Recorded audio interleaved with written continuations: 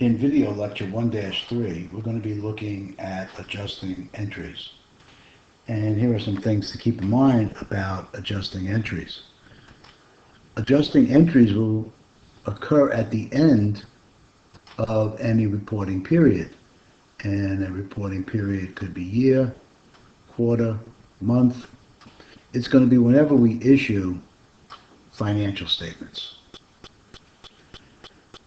The purpose of adjusting journal entries is to implement the accrual method of accounting. And specifically, the application of two important principles, the revenue recognition principle and the matching principle.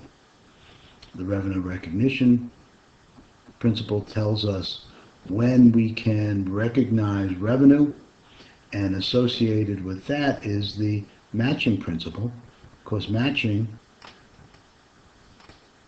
requires understanding of when revenue is recorded so we can match expenses to that revenue.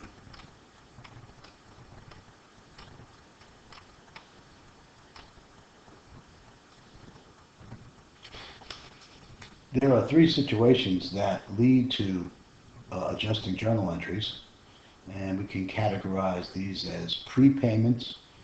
Some textbooks refer to them as deferrals, accruals, and estimates. Let's begin with looking at prepayments. Well, the definition of a prepayment is where a transaction occurs where the cash is either paid out or received before we recognize revenue or expenses. So we are talking about situations like prepaid expenses for rent, for insurance. We have unearned revenue for things like subscriptions, where we're going to receive the money from the customer before we actually produce the product for them. Until we complete the earnings process, this will be unearned revenue. We also have a prepayment situation when we're dealing with the periodic inventory method. In the periodic inventory method, we place all purchases of merchandise or supplies into an asset account called inventory. At the end of a reporting period, we will count the ending inventory and then make an adjusting entry that calculates and then records the amount of merchandise we have either sold or supplies that we have used. Another type of prepayment relies heavily on accounting estimates, and that is depreciation. In depreciation, we record the acquisition of an operating asset at its historical cost, and over time we allocate that cost in periods so that we may match the cost of the acquisition to the revenue it helped us to produce.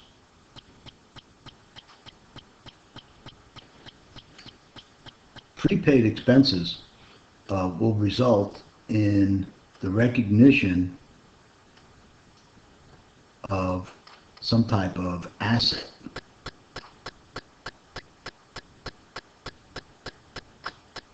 Oops, got that in the wrong place. Okay, that's a little better.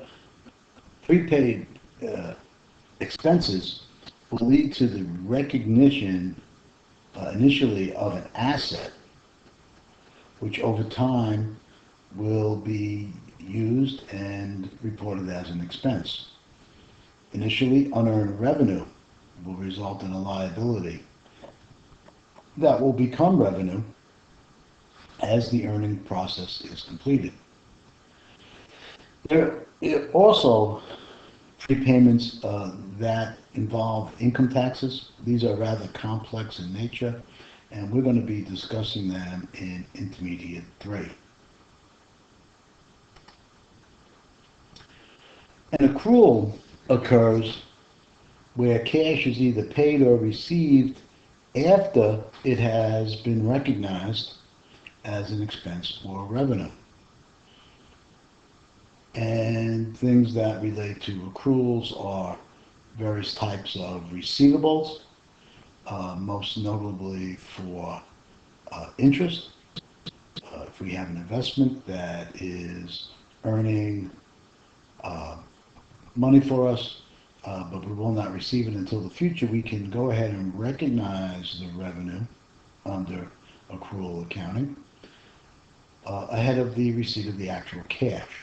And remember, when we're dealing with interest, whether it's an expense or revenue, the formula for basic interest will be applied, which is the time, typically a portion, for adjusting journal entries, a portion of time within the year. So for example, if we have a 3-month time period, the time would be 3 divided by 12, or 1/4, and then take that and times it by an annual interest rate. All interest rates are expressed on an annual basis, and then multiply that by the principal. And you probably remember that there are accruals that take into account the fact that our workers have worked for a period that cuts across both the end of the reporting period and the versus the pay date. So they've worked for us but have not yet been paid. We'll recognize that expense even though we have not paid them. As we'll see in Intermediate 2, we will use accruals to recognize warranties and bad debt expense at the end of the period. And in Intermediate 3, we'll talk about liabilities that come about because of differences between the rules of financial accounting and tax accounting.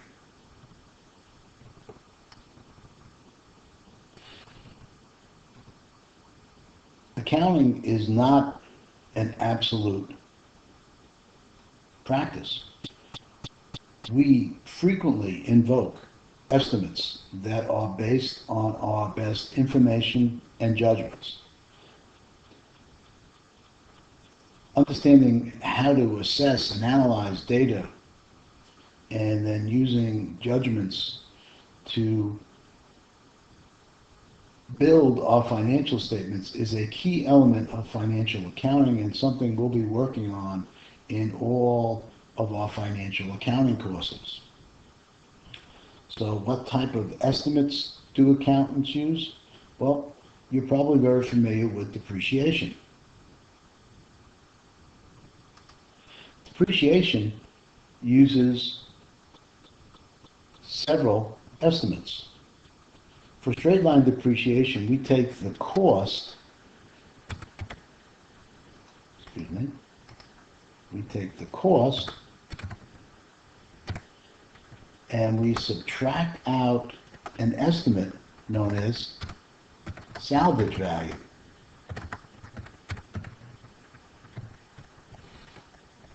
I should spell salvage correctly. Salvage value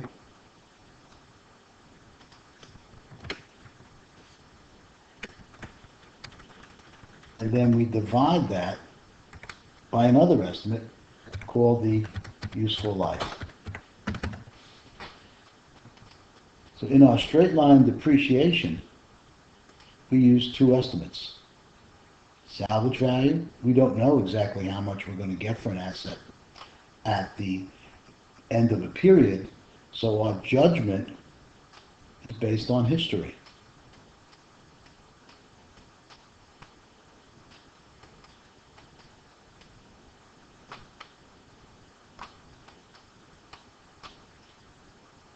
And then we, again, use history to help us determine the useful life.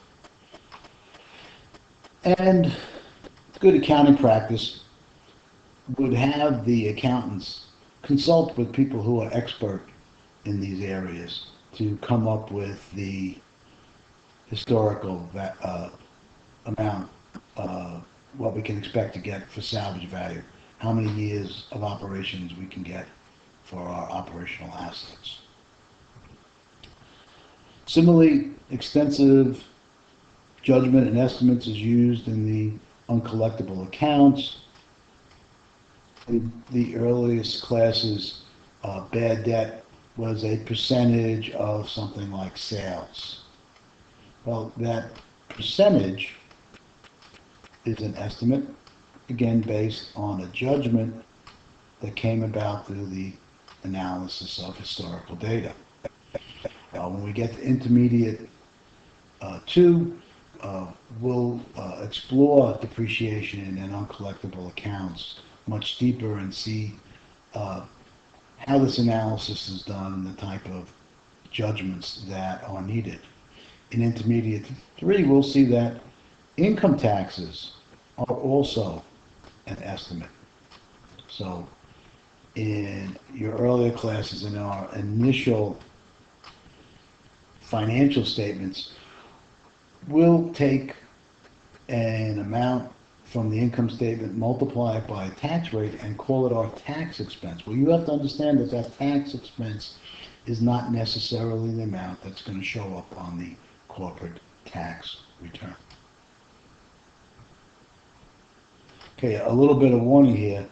Cash is never, ever part of an adjusting entry. Don't ever put that on a graded assignment. You would be absolutely wrong. It's as bad as presenting a journal entry that is out of balance. So after the adjusting process is made, the journal entries are prepared, posted to the general ledger, that would give us the adjusted trial balance, and that adjusted trial balance will be used to compile our financial statements. Let's look at a couple of key things on the adjusted trial balance. Again, you're going to list out all of the accounts with their new adjusted balances. Again, just one balance, either a debit or a credit for each. And I want to call your attention to retained earnings. Again, this comes from the textbook example from Chapter 2. This is the first month of operations for the company. This retained earnings relates to a dividend which reduces down retained earnings. What you must understand is the retained earnings balance that is on the unadjusted trial balance is the beginning amount. The balance on the adjusted trial balance is the beginning. That is important because the balance for retained earnings on the balance sheet will not be the amount that is on the adjusted trial balance. Let me repeat that. The balance for retained earnings on the adjusted trial balance is not going to be the balance on the balance sheet for that period. The ending balance in retained earnings will take into account the dividends and the net income, which is the revenue minus the expenses.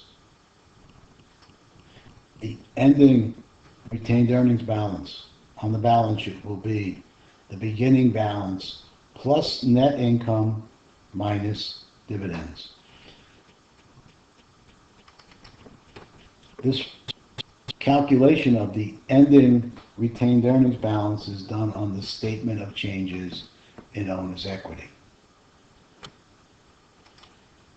We'll be using this exercise in class to look at the adjusting process.